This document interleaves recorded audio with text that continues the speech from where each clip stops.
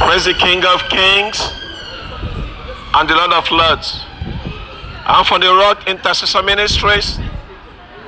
I'm here today to preach to you the word of Jesus Christ. Hope you that some of you will give your life to Jesus Christ today. Amen. Today's message is God's amazing grace. God's amazing grace. If you are a Christian, I hope you know by now that you have been saved by God's grace. There's nothing we can bring or offer, and there's nothing we can do. He did it all. Jesus Christ did it all. And now, if you come to God as a prince, he will send you away as a beggar. But if you come to God as a beggar, he will send you away a prince. When you come to God and you say, in my hand, no price I bring, simply to the cross I cling, then you, my dear friend, will be saved. If you trust in him by his amazing grace. So today, I want you to learn three things today. Number one, you can do nothing to earn your salvation. Number two, God does not require you to do anything. Number three, Jesus Christ has done it all. It is all about Jesus Christ. He did it more than 2,000 years ago on the cross of Calvary. Now, friend, that is grace. That is the salvation by grace. But to be saved by the grace is not a license for you to sin. It's not a license for you to continue to sin to prove grace. It's not a license for you to continue to sin so that you can recognize grace. No, my dear friend. Listen to what Apostle Paul says in the book of Romans chapter 6 verse 1. What shall we say then? Shall we continue to sin that the grace may be abound? God forbid. God forbid. So many people today think because we preach the gospel of grace that we have been light on sin. No, my dear friend. You have missed it. You have missed the whole point about 180 degrees. There is something that liberates you from the life of sin. That is what the Bible calls God's amazing grace that I'm preaching to you today. And so I want to talk to you about this, about his amazing grace. God has a plan for you today, tomorrow, and the rest of your life. Is what? To give you victory over sin. Not victory sometimes, victory all the times. Not victory some place, victory every place. And we ought to do what? To have that victory, to have this continual victory, to have this conscious victory, and to have this compulsive victory. Do you know? Do you know that, my dear friend? Do you want to have this victory? You have to have this continual victory. You have to have this conscious victory. You have to have this compulsive victory. And you have to have victory every day and everywhere for the rest of your life. And now there's a three key words in the book of Romans chapter 6. I want you to learn and to listen today. These three key words. If you understand these three key words, you will understand what God's amazing grace is. So Romans chapter 6 verse 6, the word here says knowing. That's the first key word, knowing. There's something you ought to know, and you need to know it today. And then Romans chapter 6 verse 11, the word here reckon. That's the second key word, reckon. Likewise reckon. You need to do what? To recognize this. And then Romans chapter 6 verse 13, the word here yet. That's the third word. That's the key word I want you to learn here. You need to do what? To heed to it. And now you have it. Those are the three key words. Knowing, reckon, and yield. To know, to reckon, and to yield is to have victory. I mean victory only because God's amazing grace. Knowing deals with fact. Reckoning deals with faith. And yielding deals with function. And so these words follow each other as a night follows day. Fact, faith, and function. Knowing, reckoning, and hearing. So my friends, we do not continue in sin that the grace of God may abide. But the abiding grace give us victory, amazing victory, through our Lord Jesus Christ. So now today, I want you to listen to these three key words. The first word here is knowing. Knowing this with your identification with Christ. Do you get that? Get it in your head, my dear friends. Your identification with Christ. That's a matter of fact that you must know. Listen to what the Bible says. Romans chapter 6 verse 6. Knowing this, that our old man was crucified with him, that our body of sin might be done away with it, and that we shall no longer be slaves to sin. So now, what does this identification mean? Identification with Christ. It means that we have become one with our Lord Jesus Christ. And when we have become one with him, because he became one with us, he took our humanity. And we must, that we might do what? Take his deity. And that we are become gods because himself lives in us. Jesus came to this earth that we might go to heaven. He took our own nation that he might give his own nation. And we are now being that identified with him. So you see, identification tells us that when Christ died, we died with him. And that day with the same power. Do you get that, my dear friends? That's the with what? The same power.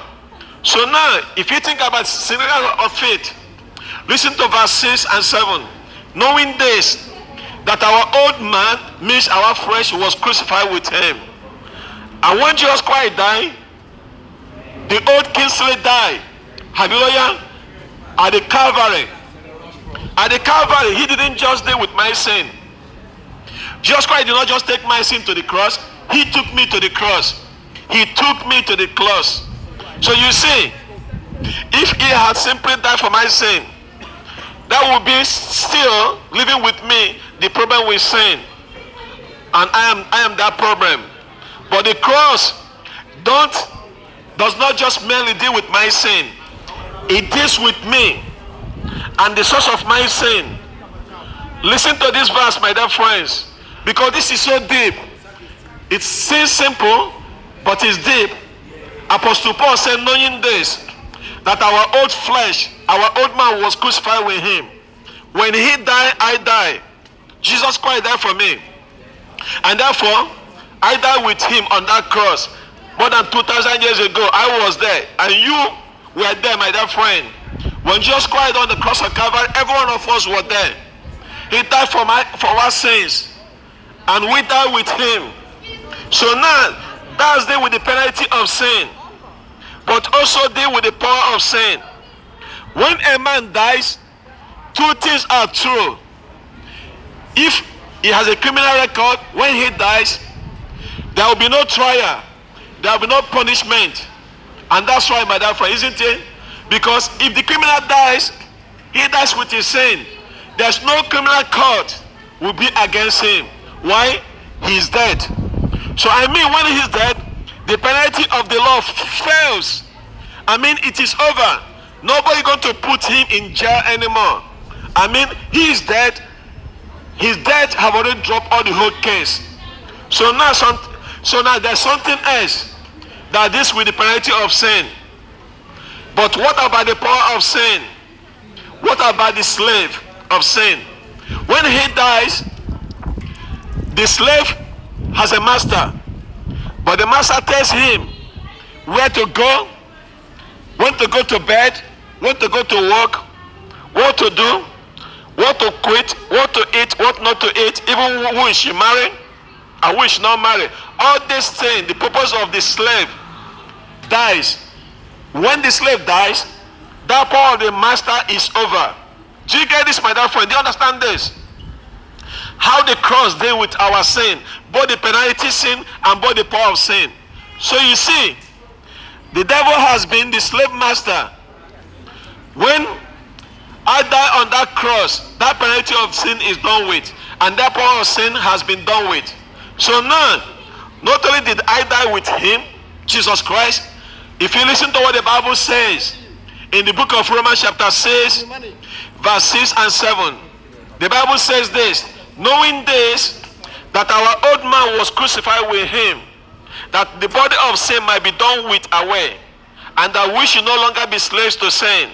For he has died and been set free from sin.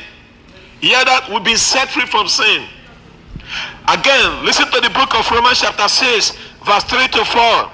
Or don't you know that as many of us we have been baptized into Christ Jesus, and we were baptized in his death, and therefore we have been buried with him, and through the baptism into death, that Jesus Christ was risen from death, and not only that he died with him, but we are buried with Jesus Christ. When Jesus Christ died, I died. When Jesus Christ was buried, I was buried. So why does the Bible have to put this emphasis upon the burial of Jesus Christ? Do you know why, my dear friend? The burial of Jesus Christ is the part of the gospel. That's the whole gospel, my dear friend. The Bible says this in 1 Corinthians chapter 15, verse 3 to 4. For I delivered to you, Apostle Paul speaking here, for I delivered to you as the first importance what I also received, that Christ died for our sins, in accordance with the scriptures, that he was buried, and that he was buried on the third day, in accordance with the scripture, that he risen again on the third day, in accordance with the scriptures.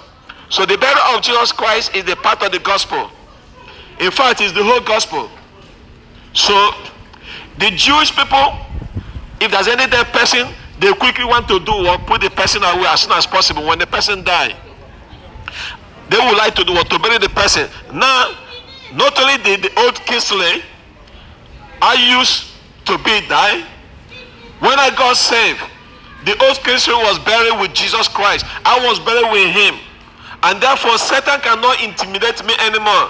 Satan have no anything to intimidate me about. Because my bone of my old life, as I know it, was buried in God's grace of God, of Christ's forgetfulness.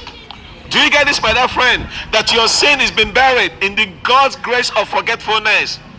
So when Satan comes looking for my old Kingsley, I can tell him he is dead. He can go and find him in the curse. There's nothing have to do. The dead person don't have any appetite to do anything else, because why? You are dead. So I was buried with Jesus Christ. Are you listening, my dear friend? I am dead and buried with Jesus Christ. I'm not saying that I was buried with him, but also what? He was buried in me. And when he risen, I also risen with Christ at the same time. The Bible says this in the book of Romans chapter 6, verse 4 and 5. And therefore we'll be buried with him through baptism into death, that just as Jesus Christ was risen from death, by the glory of God the Father. Now watch this. He said, even so we also. Even so we also. He died, I died. He was buried, I was buried. He rose, I rose. Even so also we should walk in newness of life. He has a life, and that life that he has is in me, and I have a life. But you know what? The tomb couldn't keep him, and the same way the tomb couldn't keep me. When he came out of that grave, I came out with him. Now I'm walking in the newness of his life. So the life that I have now, it's not my life, but it's the life of Christ. You see, so my old person did not just get patched up, but it was done with. And once it be done with, now I'm a new creation in Christ Jesus Christ. When he resurrected, I resurrected with him. And so do you know this, my dear friend, that I've been crucified with Christ? I no longer live, but the Christ lives in me. The life that I live now in my body, I live by faith in the Son of God, who loved me and he gave himself for me. So we have a new life. And we ought to do what? To understand this, my dear friend. That is so significant. Do you know why? Because when he died, you died with him. When he rose, you rose with him. You see? So what is this symbol of it? What is the symbol of it baptism? Listen again. Romans chapter 6 verse 3. Or don't you know that as many of us were baptized into Christ, we are baptized into his death? Therefore we are buried with him, and through baptism into death, just as Christ was buried from the dead by the glory of the Father, even so we also should walk in newness of life. So you see, baptism pictures the death and burial and resurrection that happened when we trusted our Lord Jesus Christ. So now the baptism does not just make it or to show it, but it's a symbol of what? Death and burial and resurrection of Jesus Christ. So water baptism is a symbol of our spiritual death and burial and resurrection. Death and burial and resurrection does not take up there, but death and resurrection took place at the Calvary. It took place when we received Jesus Christ as Lord and personal Savior. But that is the symbol of it. That is the emblem of it. And that, my dear friend, that is why we baptize by immersion, because we cannot bury a corpse with some kind of few grains of sand. You can bury a corpse with a few water of a drop of water, but we bury with him in baptism. And only baptism that taught us in the Bible, water baptism by what? By immersion, because that pictures the death and burial and resurrection of Jesus Christ. It is not just put it in the way, that is just a liquid tomb, but that is where the old man was buried. That's where my old body was buried, because I've now been baptized. And the symbolic reason of this, that when you go inside the water, you say bye-bye to your old self, and then you come out again, hallelujah, and you can shout away, because now you've been risen in the newness of life with our Lord Jesus Christ. So you see, my dear friends, we have two wonderful ordinances in the church. We have we have the Lord's Supper, and we have the baptism.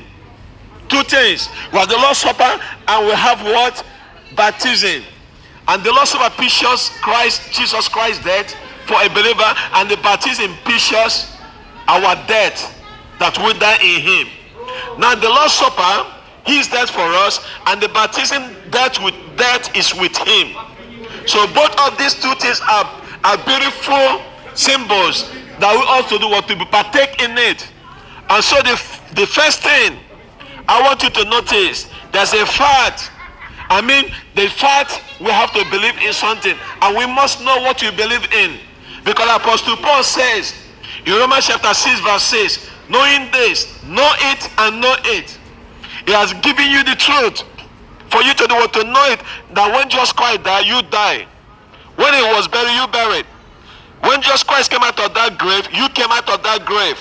That is the identification that you ought to do what? To know.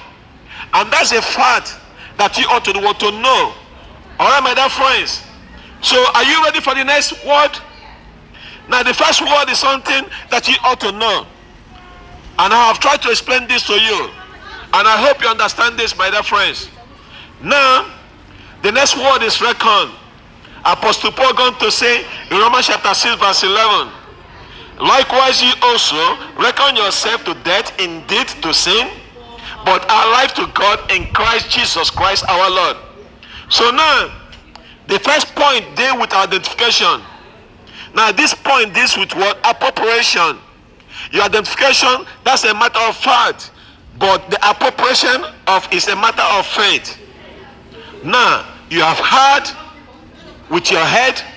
Now I want you to get this word into your heart, and I want you to reckon it. Reckon it. So what does it mean, this word reckon? The word reckon simply means a bookkeeping term. You have to figure it out. It is a matter of not your feelings, but it's a matter of fact. And once you get the fact, and then you can begin to calculate on that fact and reckoning it, not closing your eyes or pretending, but it's by faith acting on what you have already know that is true. Amen. So now, first of all, knowing, my dear friend, is a matter of fact. Reckoning is a matter of the faith that we have in that fact. And now, are you ready to reckon, my dear friend? Are you ready to recognize? You did come when you got saved. You recognize that you have been saved. And when you got saved, I'm talking to people today who have been saved. Are you saved, my dear friend? If you're a Christian, when you have been saved, you believe that Jesus Christ died for our sins. Isn't it? It didn't just happen. Amen. But he did it. It didn't just happen. He did it. And he did it at the cross of Calvary. He said, but do we see? Do we see restoration with our eyes? No. But we know that it's true. That Jesus Christ died for our sin. And therefore we reckon and we stand on that fact that my sin has been paid for by his precious blood. on the cross of Calvary. So friend, not only that he died for you, he died, you died with him, and you have to do what? To reckon that also. He said, Brother Kingsley, if my old man is dead, why can't I just lie down? Why is it that, I mean, you say, if that's true, why should I still struggle with my sin? Why am I not having victory? Friend, you have to get it right. You have to get the fact right, my dear friend. Because you ought to do what? To reckon with it. You have to know. You have to recognize that it's true. You can't go by your feelings. You see, because the matter of the fact here is that Jesus Christ died more than 2,000 years ago. Do you recognize that?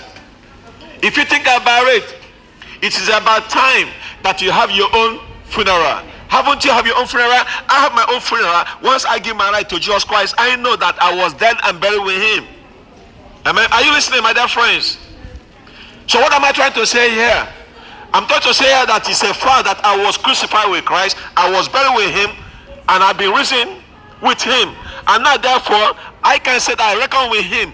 It's a matter of what? Faith on the word of God. So the word crucify is like it's in the air, but then it's the past tense. So which means it took place once and for all. Now that can never be repeated again. Christ only died once and for all, my dear friend.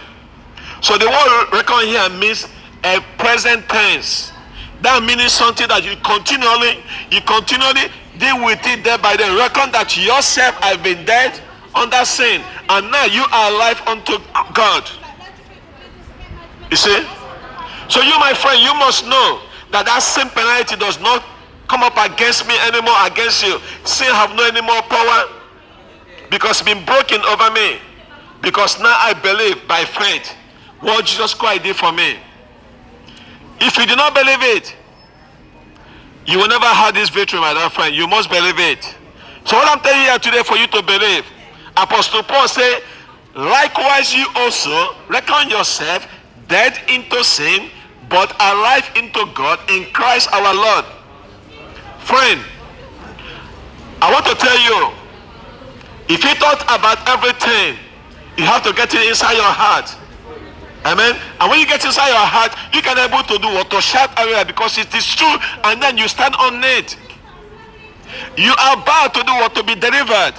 You are about to do what? To be delivered. And there's a matter of fact that you have to know, that you have to get all this same fact into your head, into your mind, into your heart, and to know and to reckon with it by believing it, by putting it into your heart, by faith that Jesus Christ died, and when he died, you die with him and with your sins. You see? So when you understand this, that Jesus Christ is alive in me and in you, you are dead to your sin, and you do what? Come alive unto him. The Bible says this in Colossians chapter 3 verse 3. For you have died, and your life is hidden with Christ in God. You hear that? For you have died. So that means you have died. But now your life right now that you are living is hidden in Christ, and Christ is in God. So here is the third word I want you to understand. Because the first word was what? No. So that means there's no if and there's no but about. You must know, and you must be sure that it's true, that you have to do what? To believe it. The second word is what? Reckon. That's the word bookkeeping. That means you can bank on it, you can calculate on it, and you know that it's true. Now this brings me to what? The third word. Yield. Your submission to Christ is a matter of function. You must yield to it. You must yield to it. Faith, fact, and function. So this is when the rubber meets the road for some of us. This is the complete thing. This is how God amazing grace works. By becoming what? Abandoning victory. Listen again to what the Bible says here in the book of Romans chapter 6 verse 12 and following. Therefore, do not let sin reign in your mortal body. If it does, it is only because you, my dear friend, let it in. If you do not have any in you, that means you have closed the door. The same power does not in you anymore, because you are dead to sin, and that same power has been broken. So therefore, my dear friend, The Bible says, do not let sin reign in your mortal body, that you should obey its lust. Neither you hear to your members as an instrument of unrighteousness unto sin. So what he's saying here is this, talking about your members. He's talking about your hands, your feet, your eyes, your tongue. These are your members. The Bible said, do not hear your members as an instrument unto unrighteousness, unto sin. But now watch this. But hear yourself unto God, as those who are alive from death, as your members, as an instrument of righteousness unto God. Now, here is the key. Listen to this. Romans chapter 6, verse 14. For sin shall not have dominion over you. For you are not under the law, but under grace. Hallelujah, my dear friends. Praise God. Friend, listen to this. I want you to listen to this. I want you to get this into your heart. This is the most glorious truth. This will deliver you. This is what I'm preaching today. God's amazing grace that gives us abundant victory. What shall we say then? Shall we continue to sin so that the grace of God will abide? The Bible says, God forbid. We are not under the law, but we are under the grace. And sin shall not have dominion over you. For you are not under the law, but you are under grace. Now, when you trust Jesus Christ, you get imputed righteousness. That means Christ put it into your account. But what you also need is a practical righteousness. And that is done. So first of all, there's a matter of fact, something you need to know. And then you have to do a reckon on that fact. So you see, that's true. I reckon, I believe that, and I take it by faith. As a matter of fact, I take it the fact, and I get that fact in my heart, and I stand on it, and I calculate it, and I come back on it. And then the matter of function. Here comes where you have a victory, where your victory begins.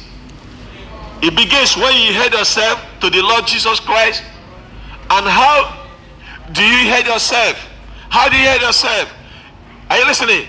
There's a negative and positive heading. Listen again, the negative heading are the verses here, verse 12 to 13. Listen to it, Romans chapter 6, verse 12. And therefore do not let sin reign in your mortal body, that you should not obey in its lusts. Neither yet to your members as an instrument of unrighteousness unto sin. You see what the Bible is saying here? Do not give yourself to devil for devil to use you and dump you. Some of you today have been used and dumped in the prison. And some of you, if you don't accept Jesus Christ, you're going to be used and dumped in hell. You don't have to go there. You don't have to listen to the devil. The Bible says, do not give yourself as an instrument, as a work of the devil. We used to say, idle man is a devil's workshop. If you give yourself, if you use yourself to devil as an instrument, they will continue to use you. That's why there's so many crimes. That's why there's a knife crime. That's why there's a gun crime. That's why there's smoking, drugs, you name it. Because why? You're hiding yourself to the devil. And devil will use you and dump you. You see? So today I want you to understand this. You see? Because the devil, you don't have to obey the devil. But before you get saved, you can never say no to the devil. Because you are still in the flesh. But now that you are being saved, you have the power to say no. You don't have to obey the devil because now you've been saved. The devil will use you. The devil become your slave master. What do you hit towards him? But you don't have to go there because your flesh anymore doesn't belong to him. The Bible said that you are dying in Christ and you rose again in him. That means you have victory over the devil. You don't have to listen to the devil. You don't have to listen to your flesh. You don't have to obey the devil. You don't have to obey your flesh. You can choose. You can yield. And you must choose, my dear friend. You must choose against the king Satan, the king self, and the king sin. And you say to the devil, no longer with my hands belongs to you. No longer with my eyes belongs to you. No longer with my body belongs to you. No longer any members my body will be a tool to use. So friend, your hands now belongs to Jesus Christ. You see? So that means your hand doesn't belong to you anymore. You have been crucified with Christ. And nevertheless I live. And yet, but it's Christ that lives in me. So I will not heed any of my members anymore. What I want to do before, I will not do it. Before, I didn't have power to say no to it, but now I have reckoned this, and as a matter of the function, you can say, I will not heed my members as an instrument of unrighteousness unto sin. So there's this the enthronement of sin. And now watch this. There is this enthronement of our Savior, Jesus Christ. Listen to what Paul is going to say in Romans chapter 6 verse 13.